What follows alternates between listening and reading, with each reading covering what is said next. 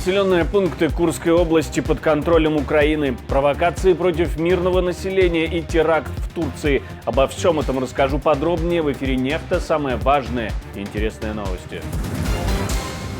Исполняющий обязанности губернатора Курской области говорит о применении химического оружия в Судже, а паблики распространяют информацию о новом прорыве границы. Снаряды были с химическим оружием, укрылись в РОВД. Все живы, но отравление было. Мое оружие, твое оружие. Германия разрешает использовать свое оружие так, как Киев посчитает нужным. После того, как оружие из Германии было передано в распоряжение Украины, оно принадлежит уже Украине. Санкции на бумажные деньги. Почему они не работают и как это исправить? А Соединенные Штаты Америки все товары или на все наложили санкции? Спасибо, что смотрите, спасибо за доверие. Не забывайте ставить лайки, не забывайте про комментарии и не забывайте подписываться на канал, если вы этого еще не сделали. Не забывайте про кнопочку «Супер спасибо», ведь так вы можете нас поддержать. Поехали. Продовжуємо проведення наступальної операції на території Курської області. На даний час під нашим контролем знаходиться близько 1000 квадратних кілометрів території Російської Федерації. Угруповання військ виконують поставлені завдання.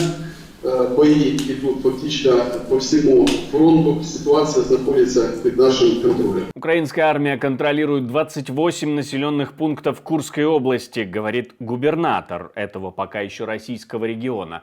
Правда, аналитики Deep State дают другую оценку. 44 населенных пункта взяты под контроль, и о статусе 10 еще неизвестно.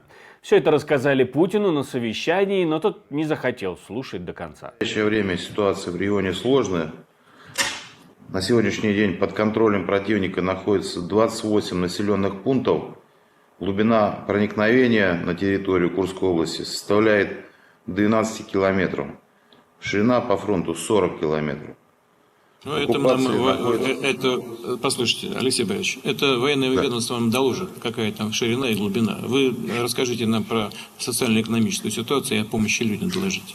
Сам Путин решил зарядить своих министров на победу, но довольно своеобразно. Главная задача стоит, безусловно, перед Министерством обороны. Выбить противника с наших территорий и совместно с пограничной службой обеспечить надежное прикрытие госграницы.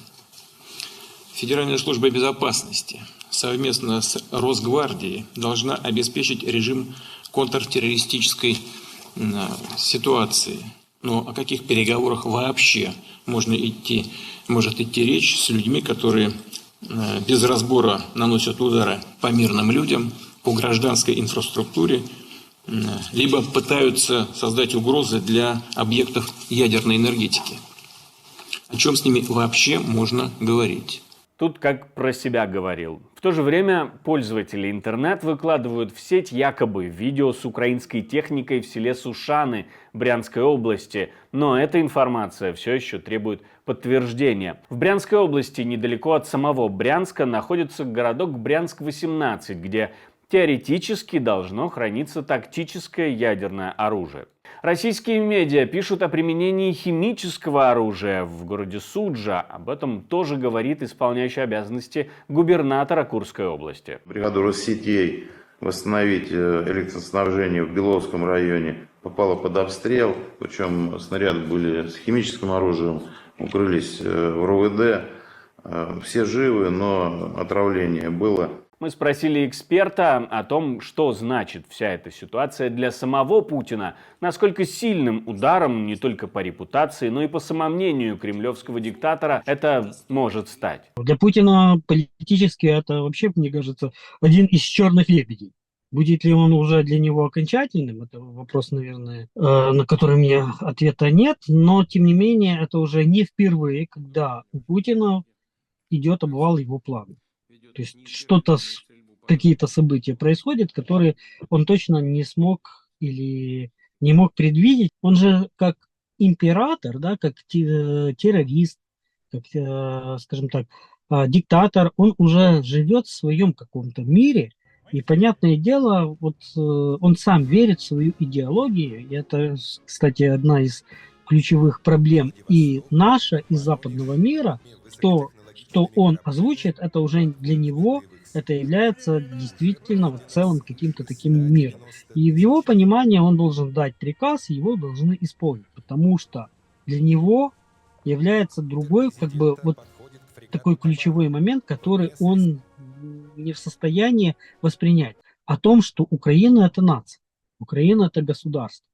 И в его понимании вот этот пазлик, который сегодня не сложился. К тому же Главное управление разведки Минобороны Украины публикует видео с установкой украинского флага на оккупированной Кинбургской косе в Николаевской области, временно оккупированной ее части. Деталей не раскрывается. В завершении темы и споров о применении западного оружия на территории России такая информация. Германия разрешает Украине использовать свое оружие по своему усмотрению. После того, как оружие из Германии было передано в распоряжение Украины, оно принадлежит уже Украине. Это украинское оружие. Нет никаких препятствий, следовательно, Украина является свободной в выборе возможностей.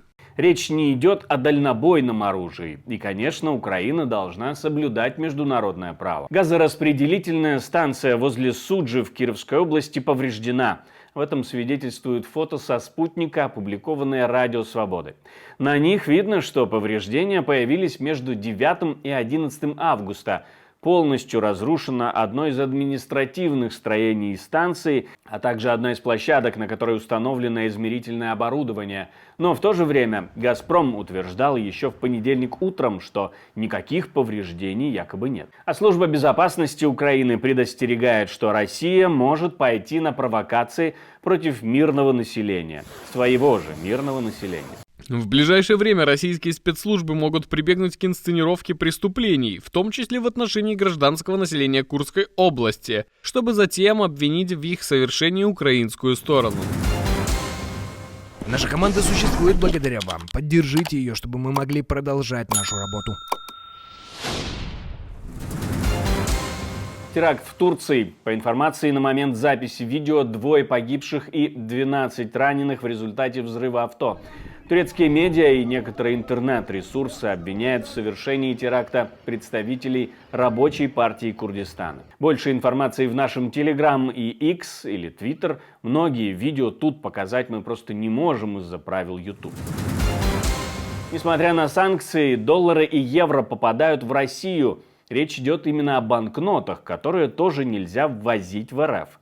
В марте 2022 года США и Евросоюз запретили экспорт бумажных денег, но вопреки этому туда за 2 года завезли 2,3 миллиарда долларов и евро, пишет об этом Reuters. Санкционные банкноты попали в Федерацию из Арабских Эмиратов и Турции, но страну происхождения большей части суммы установить не удается. Именно после введения таких ограничений Россия с 2022 года в своей пропаганде стала называть доллар и евро токсичными валютами, хотя и граждане продолжают считать это более надежным средством сбережения. А как вы думаете, в чем вы храните деньги? И может быть в рублях, может быть в гривнах, или может быть в польском злотом, или в белорусских рублях? Напишите нам в комментарии, очень интересно ваше мнение тут. К тому же, если вы живете на тех территориях, куда доступ к доллару и евро запрещен санкциями. Но вопрос санкций, а именно возможностей их обходить, становится как нельзя актуальным. Говорили об этом с политологом Александром Антонюком. Вот мы говорим, какая-то часть мира, да, и стран дальше сотрудничает с Россией. А Соединенные Штаты Америки все товары или на все наложили санкции? Может, Соединенные Штаты Америки огласили Россию как страну-террористом? Или по, скажем так, удобрениям они ввели санкции? Кстати, вот опять же, 2022 год. Вот именно когда вводили санкции, там, условно, на там, нефть и газ, но на удобрение Штаты не ввели. Политика и, точнее, экономика, она уже более глобальна, и просто обрубить те или другие государства является не так уж и просто. Особенно если учитывать, когда идет разговор о очень больших деньгах. И в этом контексте я считаю, что если была бы политика Запада полностью эмбарго, а санкции накладывались на третьи страны, которые являются как бы как прокладки, ну тогда бы это был бы другой разговор. А учитывая что это опять же цепляет ту же Китайскую Народную Республику, как производство, которое в большинстве дорогих брендов, в том числе и штатов, и европейских, находится именно в КНР, ну, естественно, мир, ну, наверное, не готов идти скажем так, на те условия, где нужно вещи называть своими именами и распределять не разными цветами, а именно черное и белое. А вот в Беларуси ввели контрсанкции против недружественных стран, но от этого, скорее всего, хуже будет именно белорусам. В черный список попали макароны, маргарин, яблоки, цемент, пластиковая посуда, кирпичи, ну и подобное. Белорусы на самом деле могут этого и не заметить. Беспорядки в Великобритании постепенно сходят на нет. Правительство заявляет о деэскалации, но уточняет, что все соответствующие службы продолжают находиться в повышенной готовности. Также правительство пересмотрит законодательство, которое регулирует деятельность социальных сетей, ведь координировались протесты именно через такие платформы. К примеру, предлагается штрафовать соцсети на 10% от глобального оборота, если они не будут контролировать незаконный контент, такой как подстрекательство к насилию или разжигание ненависти. Мне остается добавить, что мы выпускаем новые видео только с вашей помощью. Ваше спонсорство, донаты и то, что вы нажимаете кнопочку «Спасибо», здорово помогает нам это делать. И мы призываем вас продолжать, не останавливаться на достигнутом и развиваться вместе с нами. Также не забывайте про лайки, оставляйте комментарии, подписывайтесь на канал, если вдруг этого еще не сделали. Ну а у меня на этом все. До встречи, хороших вам новостей.